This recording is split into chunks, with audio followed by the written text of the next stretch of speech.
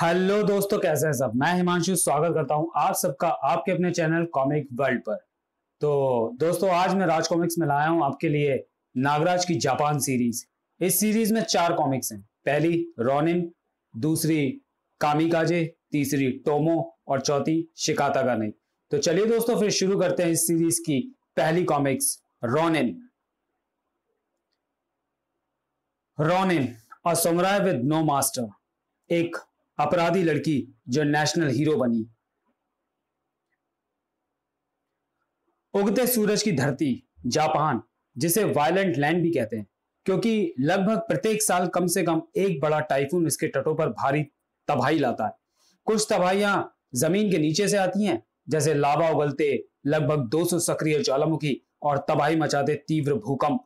इन तबाहियों के बावजूद सूर्य शौर 3000 द्वीपों की अखंडता, लगातार हिलती जमीन पर भी अडिग खड़े रहने का दम जापान वासियों के व्यक्तित्व में भी घुला मिला दिखता है। माउंट फूजी, जिसका अर्थ है जापान का ऐश्वर्य,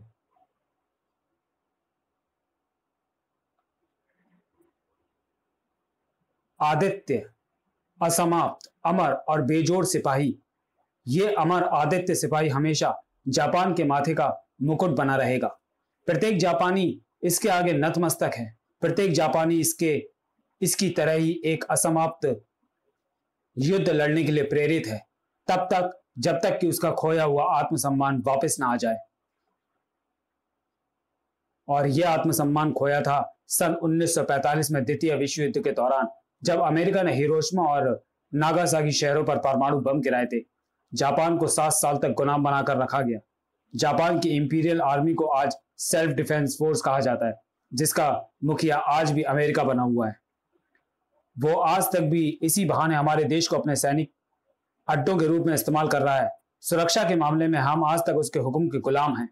हम पर आर्टिकल 9 थोपा गया, जिसके मुताबिक जापान केवल अपने देश की रक्षा के लिए छोटे हथियार ही बना सकता है, मिसाइल या परमाणु बम जैसे आक्रामक हथियार नहीं, क्योंकि अमेरिका ने ही जापान की सुरक्षा का वह दायित्व अपने ऊपर ले लिया था। लेकिन अब हम अमेरिकी गुलामों के बंधन तोड़ देंगे। हमने आज वो हथियार खोज लिया है जो जापान को सुरक्षा देने के साथ ही अमेरिका को भी अपने कदमों पर झुकाने की बेमिसाल शक्ति रखता है। 13 साल पहले गुरु कोशी मासा ने जो भविष्यवाणी की थी वो अब सच होगी। अमेरिका के जापान की सत्ता छीनकर समुराई के देश को रोनिन का देश बना दिया था। अब यह रोनिन फिर से बनेंगे समुराई और अमेरिका होगा तबाह और बर्बाद। जापान में 6वीं शताब्दी में युद्ध का आगमन हुआ था और 12वीं शताब्दी में युद्ध प्रसिद्ध हो गया था। बुद्ध तन और मन के रोगों का एकमात्र उपचार है। इसकी शरण में शांति है, अहिंसा है, क्षमा है, परोपकार है, मगर किसी की निगाह में ये धोखा है, फरेब है। चट चट चटाक पट थौर पट पटाक धूम चट। देशद्रोह है, खूनी है, हत्यारा है तुम्हारा धार्मिक संगठन। शांतियों एक ढोंग है। लड़की, यह पवित्र शांतियां हैं। तुम्हारे कटु वचनों और उपद्रवी हरकतों से गुरु शिगे हीरो के प्रवचनों में बाधा पहुंच रही है। इसे बंद करो। तुम सभी धार्मिक संगठन ठोगी होते हो। गुरु कोशीमासा के धार्मिक संगठन ओम की तरह धर्म संगठन की आड़ में तुम लोग भी अपनी किसी स्वार्थ सिद्धि में लगे हो। सरकार भले ही तुम पर कोई रोक न लगाए, मगर कियो तुम्हें रोकेगी। खनाक खनाक उफ। ठहरो लड़की, गुरु कोशीमासा ने जो कुछ किया गलत किया, उसकी सजा वो भुगत रहा है। लेकिन हम और हमारा संगठन शांतियों अहिंसावादी है। हम स्वार्थी नहीं है लड़की, हम मददगार हैं। हमारे संगठन के साथ भावना युक्त विचारों एवं कार्यों के कारण सैकड़ों हजारों अनुयायी बुद्ध के बताए मार्ग पर चलते हैं। और मैं उस रास्ते पर चलती हूँ जो मुझे मेरी अंतरात्मा दिखाती है। गुरुजी बचिए। तुम्हारी अंतरात्मा तुम्हें गलत रास्ता दिखा रही है। अपनी अंतरात्मा को सही रास्ते पर डालो कियो। ओ आप गुरु ड्रैगो, जिसको खुद अपनी अंतरात्मा को सही राह पर डालने की जरूरत है, ऐसा केवल तुम समझती हो। उस वक्त मेरी अंतरात्मा की आवाज आपने अनसुनी करती थी, जब मेरा बदला लेने में मेरी मदद करने से आपने इनकार कर दिया था। मगर अब जब मुझे याकुजा की पावर मिल गई है, तो अब मुझे कोई नहीं रोक सकता, आप भी नहीं। मैं हूं आतंककर्ता नागराज की किलर। अब जापान में तूफान उठेगा, कियो का तूफान। अमेरिकन एम्बेसी, मानव जीवन एक लंबी रेस है जो कभी थमती नहीं और ना ही कभी थमते हैं जीवन की इस रेस को खत्म करने के ख्वाहिशमंद।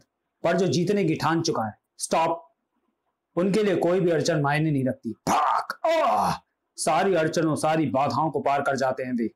धाए धाए धाए! उस ट्रक में आतंकवादी हो सकते हैं, फायर! पर यह एक खेल है, हर खेल की तरह इसमें भी कई मोड़ आते हैं। जीतने वाला पक्ष हारने लगता है। उफ, ये लोग कैसे अटैक कर रहे हैं। वैसे तो खेल में कोई भी पक्ष विजेता हो सकता है। अमेरिकन एम्बेसी में इस समय करीब 700 लोग का स्टाफ मौजूद है। गैस का असर अंदर तक आ गया है तो 700 जिंदगियां खतरे में पड़ जाएंगी। लेकिन जीवन के खेल में विजय हमेशा सत्य की होनी चाहिए। यह सरीन गैस है जो हवा में साइनाइड सा असर पैदा करती है, शरीर की जीवित कोशिकाओं व अंगों के नर्वस सिस्टम पर मार करती है और सोचने का भी मौका नहीं देती। अमेरिकन एम्बेसी को गैस चैम्बर बना देंगे। बिल्डिंग के सारे खिड़की दरवाजे अच्छी तरह से बंद कर लो और जब तक सत्य की जीत ना हो खेल को समाप्त नहीं समझना चाहिए।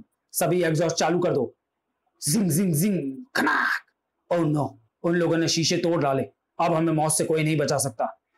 जब जब सत्य दुर्बल होगा और असत्य सबल होता दिखेगा, खेल का रुख पलटने के लिए हस्तक्षेप करेगा एक सुपर खिलाड़ी। जीवन के खेल के अंत में जीत सत्य की होनी निश्चित है। उसके बिना खेल अधूरा रह जाएगा।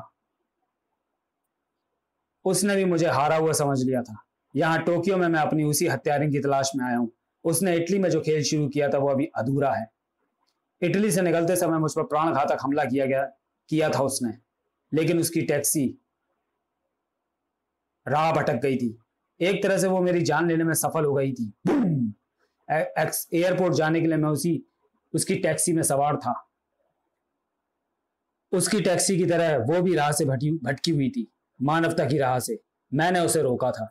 यह रास्ता एयरपोर्ट का नहीं, सीधा यमलोक की तरफ जाता है। फिर वो चलती टैक्सी से बाहर कूद गई थी। स्क्रैच थाड़, और मेरे समय टैक्सी गहरी खाई में समा गई थी।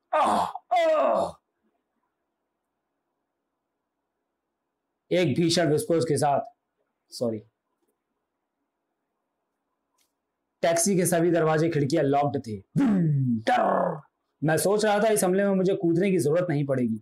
एक भीषण विस्फोट के साथ तल से टकराई टैक्सी टुकड़े टुकड़े हो गई थी और सारा काम मेरे आदमी ही पूरा कर देंगे। तूने मजबूर कर दिया मुझे यहां आकर, तुझे मौत देने पर। लपटों के सैलाब में वो मेरे शरीर के टुकड़े ढूंढ रही थी। मैंने नागराज की मौत की सुपारी ली है। मुझे मौत की पुष्टि करनी होगी। मेरी लाश देखना चाहती थी वो। ओह, ये भी मुझे लाश बनाने का ख्वाहिशमंद है। अत्यंत घातक सरीन गैस से तू कैसे बच गया ये तो मुझे नहीं पता, लेकिन हम डैड ली के वायरस अटैक तुझे मौत के घाट उतार देंगे। ये है एंथ्रेक्स वायरस का हमला। सरीन एक नर्व गैस है जो तुरंत नर्वस सिस्टम को कुंद कर देती है, लेकिन यह बात यह भी जानता है कि मैं अभी उसके संपर्क से बचा हुआ हूं। एंथ्रेक्स वायरस एक बायोलॉजिकल वेपन है जो पशु और इंसानों को होने वाली एक खतरनाक बीमारी है जो बैसिलस एंथ्रेसिस नामक बैक्टीरिया के कारण होती है। इससे संक्रमित प्राणी के शरीर पर तापमान खतरनाक स्तर तक बढ़ जाता है, जिसके कारण मौत पक्की है। वो भी मेरी मौत का पक्का विश्वास करना चाहती थी। कमाल है, सलीम के बाद एंथ्रेक्स वायरस का हमला भी बचा गया, मगर कैसे? हाँ, क्योंकि मेरे शरीर में खून के साथ जहर दौड़ता है जिसमें दुनिया का कोई भी वायरस जिंदा नहीं बचता। लेकिन वो शायद मेरी हत्यारिन के जीवन का सबसे बड़ा अचंबा था। जलती हुई इस कार में मुझे ही ढूंढ रही हो ना? लेकिन केवल एक पल और फिर वह बिजली की तरह मुझ पर टूट पड़ी थी।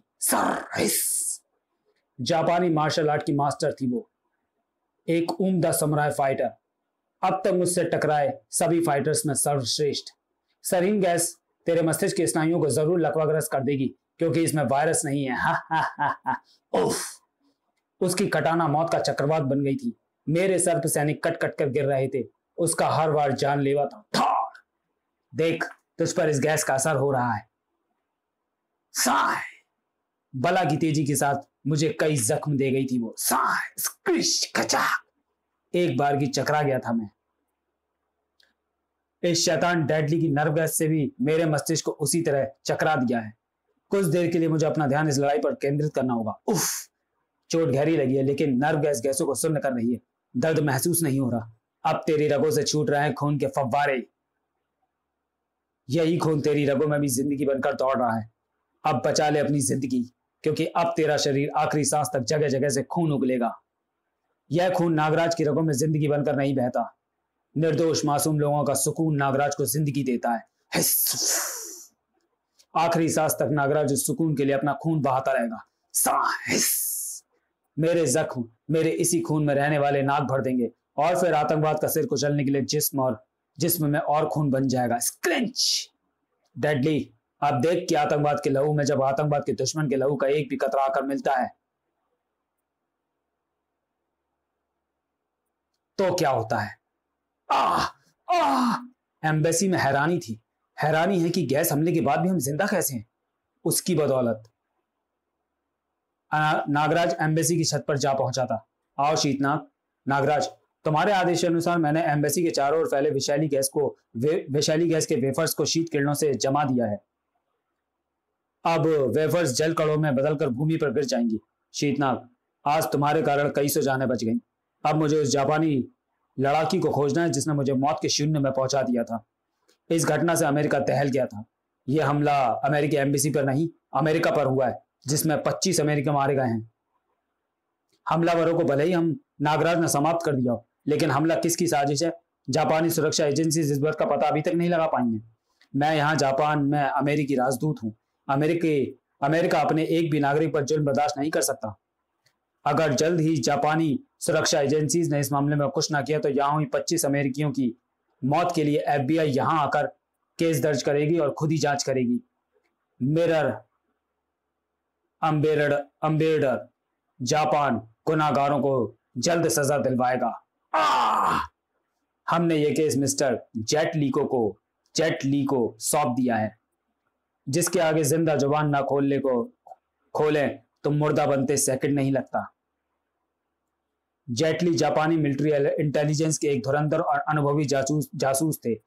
ये अपने पद से रिटायर हो चुके हैं, लेकिन अपनी बेमिसाल क्षमताओं के कारण ये अभी भी व्यस्त हैं। मुझे इस केस में ओम के गुरु कोशिमासा का हाथ लगता है। ओम को तो 13 साल पहले बैन कर दिया गया था और कोशिमासा जापान की किसी हाई सिक्योरिटी जेल में बंद है, जिसका पता उच्च न्यायिक अधिकारियों के अलावा कोई नहीं जानता। आप बिल्कुल ठीक कहते हैं, लेकिन 13 साल पहले ओम को इसलिए बैन किया गया था क्योंकि एक धार्मिक संस्था की आड़ लेकर गुरु कोशिमासा ने ही तब भी सरीन अटैक किया था, जिसमें 75 अमेरिकी मारे गए थे। इसी हमले का शिकार होकर मारा गया था एंटी कल्ट लॉयड टोमोशोगो भी, जो ओम के खिलाफ था। गुरु कोशिमासा अमेरिकी सरकार द्वारा लागू किए गए आर्टिकल 9 का विरोधी था और इसलिए वो अमेरिका से बैर रखता था। वो जापान वासियों को भड़काता था। याद कीजिए अमेरिका विरोधी कोशिमासा की वो भविष्यवाणियां कि एक दिन अमेरिका जापान पर हमला करेगा, तब एक मसीहा अग्नि पुरुष उत्पन्न होगा और जापान की रक्षा करेगा। ओम संस्था के अनुयायियों ने भी एम्बेसी घटना की जिम्मेदारी। ओम अनुयायियों का आरोप अमेरिका की दादागिरी। अमेरिकियों ने एम्बेसी साइट का किराया भी नहीं चुकाया। ओम ने अमेरिकियों को जापान छोड़ने की चेतावनी दी। ओम फिर से सर उठा रहा है, उसका सिर कुचलना होगा। जापान सरकार या तो कोशिमासा को तुरंत मौत की सजा दे या उसे अमेरिका को सौंप दे। टोक्यो समुराई की उस जादूगरनी की कटाना ने लहूलुहान कर दिया था मेरे जिस्म को, मगर मेरे जख्म तुरंत ही भरते चले गए। मुझे किल किए बिना उसका वहां से हिलने का इरादा नहीं था। साए साए साए साए मेरे अंगों को सुन्न कर दिया था उसके वारों ने। छुरियों के वार मेरी नसों पर किए गए थे। वो खुद भी एक छुरी सी थी। तो चलिए दोस्तों, वीडियो को यहीं समाप्त करते हैं और मिलते हैं रॉनिन के दूसरे और अंतिम भाग में अगले वीडियो में। तब तक के लिए धन्यवाद।